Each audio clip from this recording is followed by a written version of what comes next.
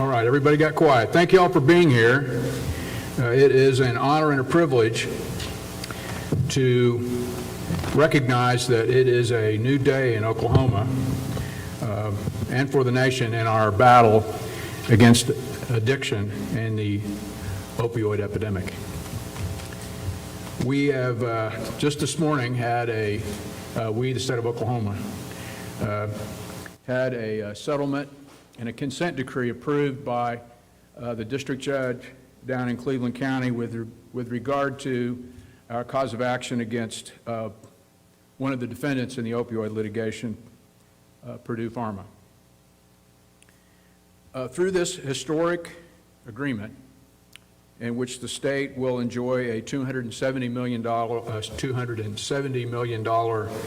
settlement, a nearly $200 million endowment for the OSU Center for Health Sciences Center for Wellness and Recovery will occur. This begins a new chapter for those struggling with addiction. I will outline the details of that settlement here in just a moment. First, President Hargis and Dr. Schramm, thank you all for both being here today and for your commitment to taking our fight to the next level. Utilizing the successful model that you have fostered here at the Center for Wellness and Recovery and expanding it through this endowment will truly create a national center for addiction treatment and research. It is going to save countless lives, and it's going to keep families together. And it's going to be the tip of the spear in terms of leading the nation out of the addiction epidemic that has claimed just this past year 70,000 lives.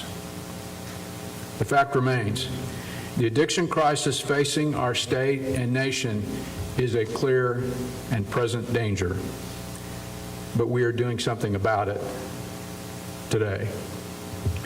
Another data point, an average of 150 people in this country die every day from an opioid overdose.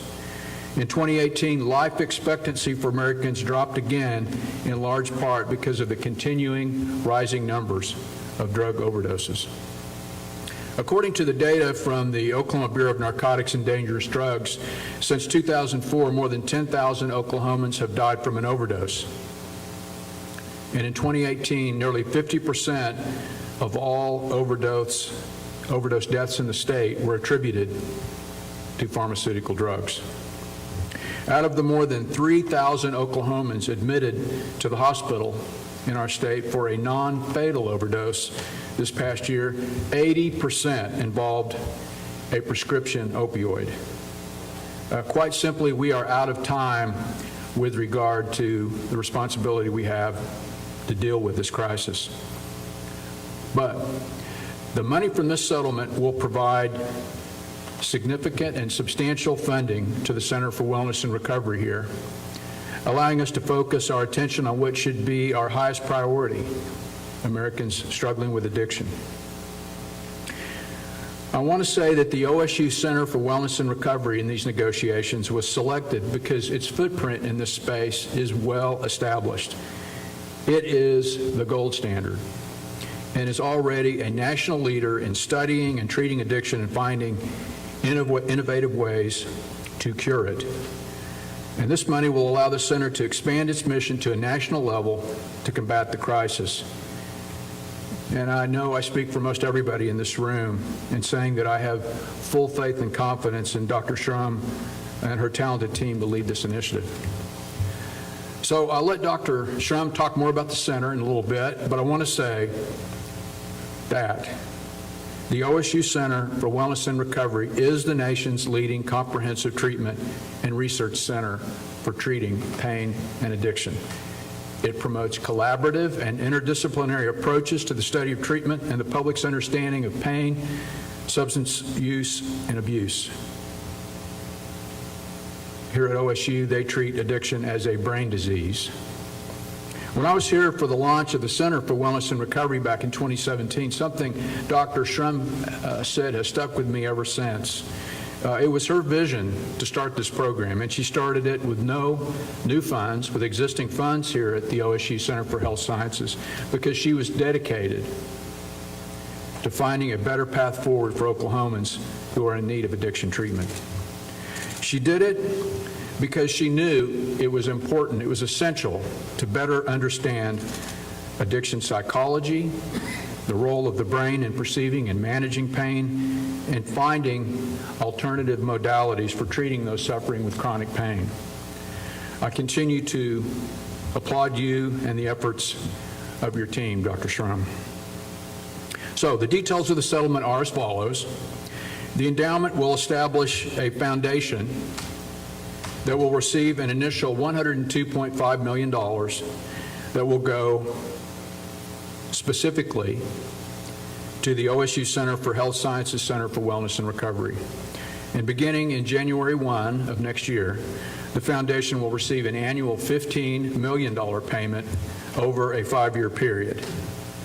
And during that same 5-year time frame, it will receive ongoing contributions of addiction treatment medicine, both for rescue and recovery. And that has a market value of $20 million.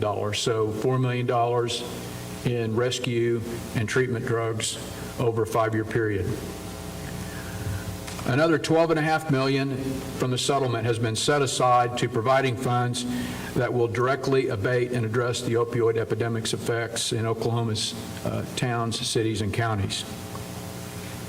Purdue will also make a $60 million payment to offset all of the state's litigation costs to this point.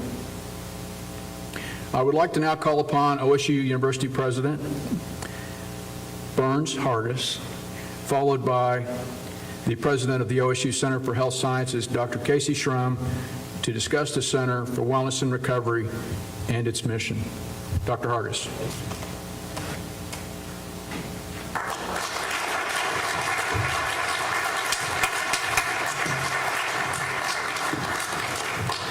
Thank you, General Hunter, as well as the legal team that has fashioned this settlement that will have such a transformative effect on Oklahoma and on those who suffer from opioid addiction. The Center for Wellness and Recovery is the premier institution of research for education and treatment for addiction in the United States. It's already received an $11 million grant from the federal government for this purpose. Our world-class team will use the funds from this settlement for groundbreaking research which will result in discoveries for prevention and treatment of opioid addiction, and one day leading to an end of this nation's ongoing public health crisis. I also want to recognize Dean Schramm, also president of the Center for Health Sciences, for her leadership in this effort. I don't think we'd be here today but for her efforts. And so I would like to say once again how much we appreciate the confidence that you're showing in the Center of Wellness and Recovery.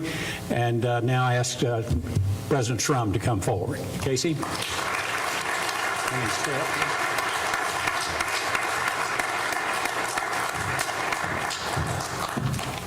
Well, thank you. The mission of the Oklahoma State Center, or Oklahoma State University Center for Wellness and Recovery, is to save lives and to rescue those who are struggling from addiction. This endowment will allow us to assist communities in Oklahoma and across the nation ravaged by the opioid epidemic with innovative approaches to address the health crisis. We will now have the resources to create a place where people can come together to engage in meaningful initiatives to prevent, treat, and eradicate this horrible disease. To that end, I also appreciate Attorney General Hunter. We are making this historic announcement today because of his relentless commitment to stopping opioid abuse and addiction, and to the legal team who has supported him. Thank you.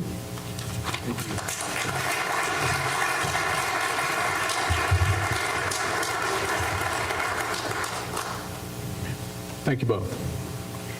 Although we celebrate this monumental victory today, we have a long road ahead. Our trial against Johnson & Johnson, Teva, and other manufacturers who we believe are responsible for creating this public health crisis is still on the horizon. And I want to briefly recognize everyone who is here working on behalf of the state of Oklahoma in this case. This team has worked countless hours, missed family occasions, and has sacrificed so much for this case. And it is easy to say that we wouldn't be here today without them. So with us we have Judge Mike Burridge, his law partner Reggie Witten, Brad Beckworth, Glenn Coffey, and your team. Please stand and we'll give you a quick round of applause.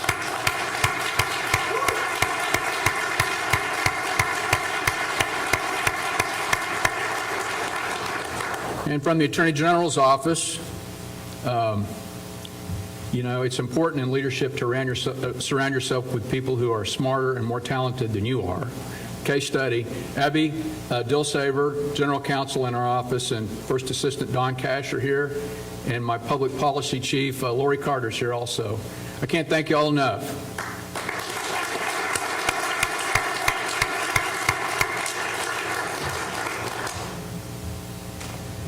So I'd like to thank everybody who's been involved in this process for your continued dedication to working on this case. We will create a better future for Oklahomans to live and raise a family addiction-free. As a reminder, today's agreement is only the first step in our ultimate goal of ending this nightmarish epidemic. In the coming weeks, this team and I will continue preparing for trial, where we intend to hold the other defendants in this case accountable for their role in creating the worst public health crisis our state and nation has ever seen. Thank you again to everyone who's come out today.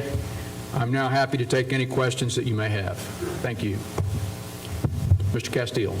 General Hunter, was there something that triggered a settlement process for you? I mean, was it, I know you guys are involved in just in the past couple of weeks of trying to delay the trial. But have we used possible settlements with you at the same time? Was there something that triggered? Numerous vectors, Chris. I think the context that I would share with you is in order for us to have reached this settlement with Purdue, we had to take into account the fact that they were modeling bankruptcy, and that was a serious exercise with them.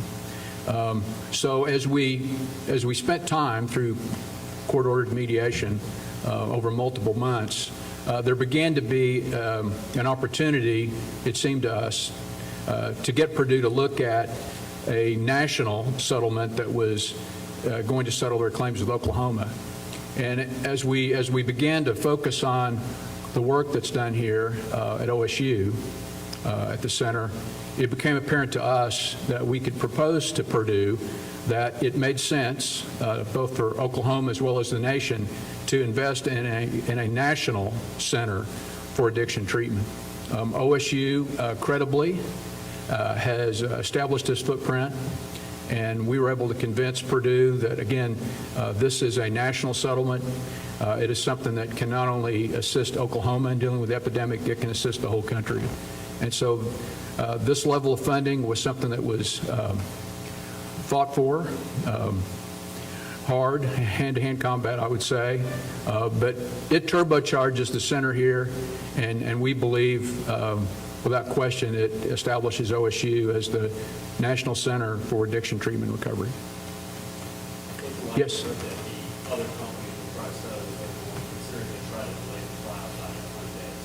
Well, we're ready to go to trial today. The Supreme Court had its last word on whether that trial is going to occur on May 28th. They decided unanimously that the judges have made thoughtful and appropriate decisions with regard to scheduling. So we're ready to go to trial on May 28th. We do have court-ordered mediation that will occur in the meantime. As President Kennedy said, never negotiate out of fear, but never fear to negotiate. So we're ready to talk, but we're also ready to go to trial. My crystal ball doesn't tell me the answer to that question. Mr. Crable. So when you were here the answer, did you ever look at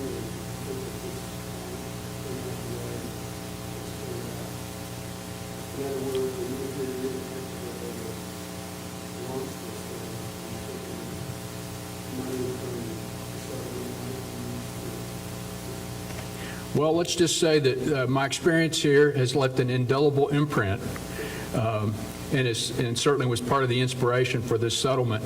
And the opportunity to get to work with Dr. Schrum over the last several months and her team just underscored for me the great work, and as she has been able to begin to collect support from outside and inside the state. As we started to focus on it, it became a very easy answer to Purdue's challenge. Come up with a settlement with your state that has national import. So, again, once we focused on it, it was an easy solution. In the back.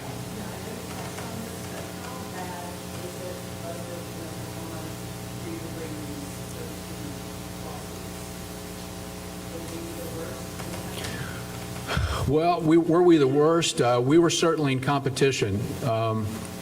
You know, the extent to which oversupply has impacted the state, the extent to which overprescribing has impacted the state, data points like 700 or 800 infants being born substance impacted every year. The data point that I shared with y'all with regard to 3,000 people just this past year being admitted to hospitals for opioid overdoses, and almost 80% of those were due to prescription drugs. It is, as I said, not to melodramatize things, but it's a clear and present danger to the state and the nation. I wouldn't say that we're ground zero, but we're pretty close. Chris? Sure.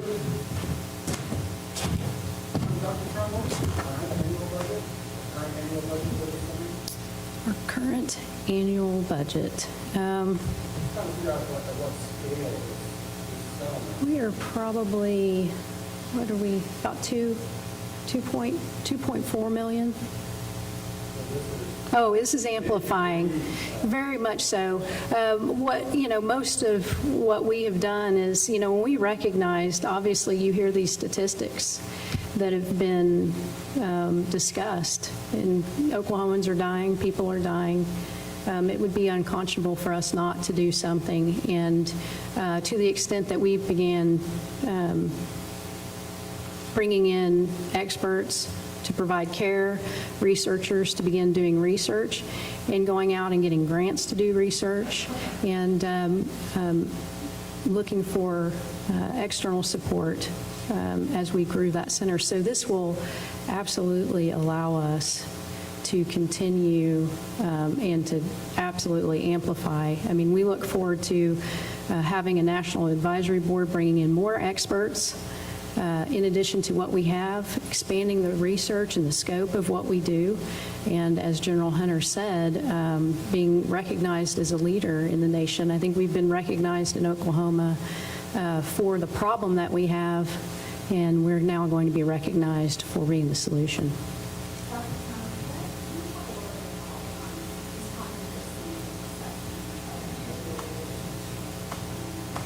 Right. Mm-hmm. Right.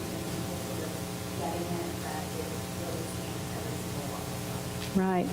I think that has been a real challenge for individuals suffering with addiction, for their family suffering with addiction, this stigma of who that person is. I think the medical school talking about it begins to bring home that, yes, this is a medical issue, that this isn't a moral problem with people. This is actually a disease, and a disease we have to research and we have to treat.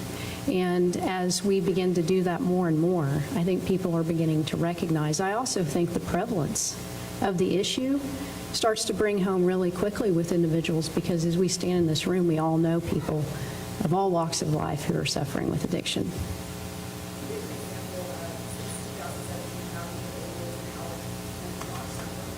Right. We have opened outpatient clinics. We have been since 2000, I believe in 2013, began implementing addiction treatment curriculum into our medical school early on. So all of our students are required to spend time within an addiction treatment center. So the education at the beginning of medical school is important. We also have opened a clinic. We see patients, both inpatient and outpatient. We've expanded our research teams. We are doing efforts across the state. I think over this next year, you're going to hear about us rolling out into communities that are most impacted by the opioid epidemic and doing screenings, educating providers in those areas, taking care of patients in those communities.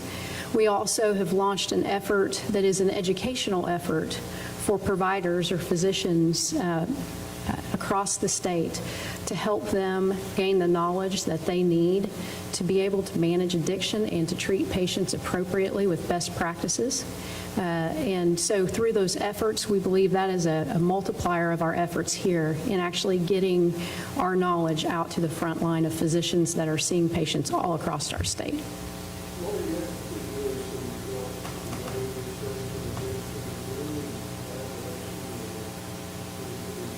Yes, there is collaboration between some of our researchers and Laureate.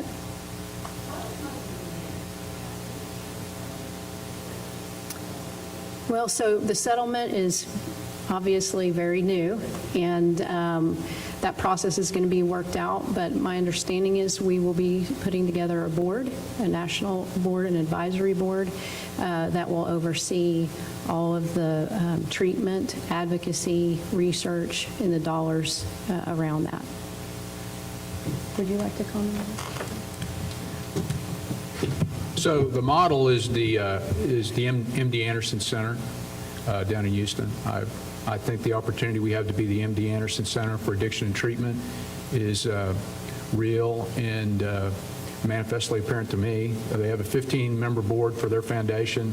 I mean, the thought is these settlement funds would go into that foundation and they'd be managed by a 15-member board of state leaders and scientists and people in this footprint around the country. So it'll be a national board, and again, the focus will be on every one of these dollars going into the center.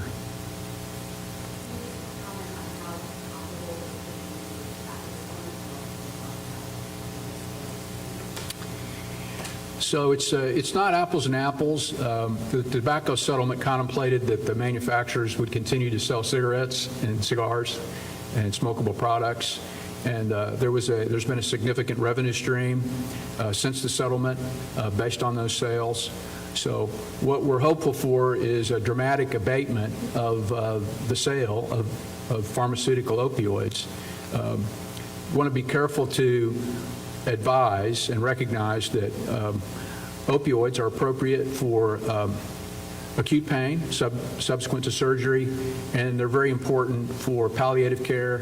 And there are people for whom, although it's chronic pain, there aren't alternatives. So there are subsets of patients who require opioids, but the goal is to dramatically curtail the supply and prescribing of analgesic opioids. And part of the settlement with Purdue, I should hasten to add, is we have an injunction so that they will no longer promote the sale or marketing of analgesic opioids within the state. So that was a very important part of this settlement, and we intend to, that is a non-negotiable part of any subsequent settlements that we might enter into with other defendants. Any other questions? Randy.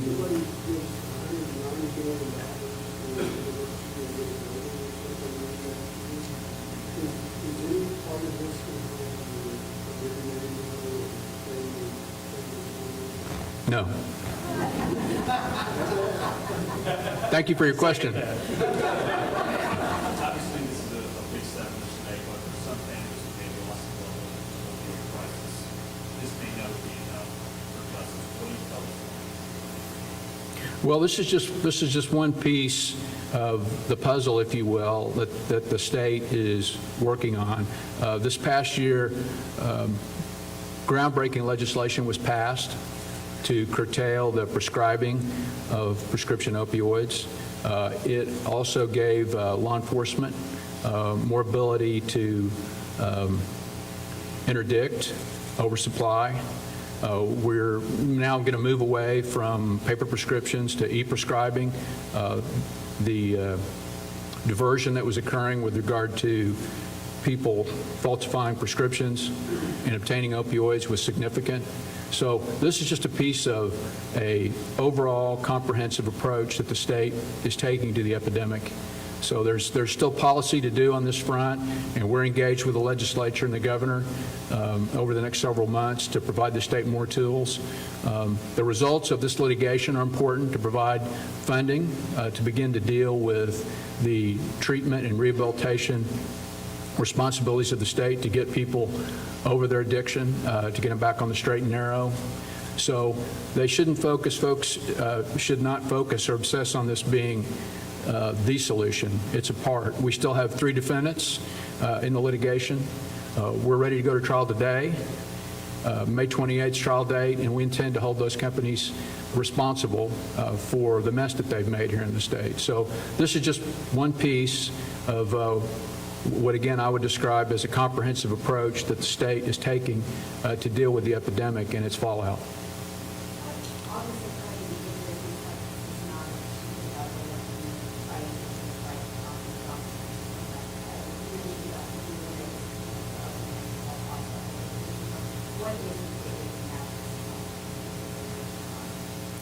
Well, so that's about 22% of the settlement. If you were to look at this as an enterprise or an investment, 22% is a reasonable overhead cost. But I just have to say, when you're going up against the best lawyers in the country, when you're going up against Big Pharma, you have to get the best people, the best lawyers, the most talented, the most relentless attorneys that you can find. And so this team that the state has been able to assemble is world-class. And as I've said many times, Reggie Whitten and Mike Burridge, who are lead counsel for the state, this isn't just another case for them. They've both lost loved ones, and they're in this to make their loved ones' lives mean something outside of the loss that they've suffered through. So I didn't just get great lawyers here. I got lawyers who are going to pour their heart and soul into this case, and they've done just that. Any other questions? All right, thank you. Go ahead. One more question. Is the settlement safe for you guys to file bankruptcy? So we've gone to extensive efforts to ensure that this commitment to the state is bankruptcy-proof. We've gotten a commitment that they are not filing bankruptcy in the near term.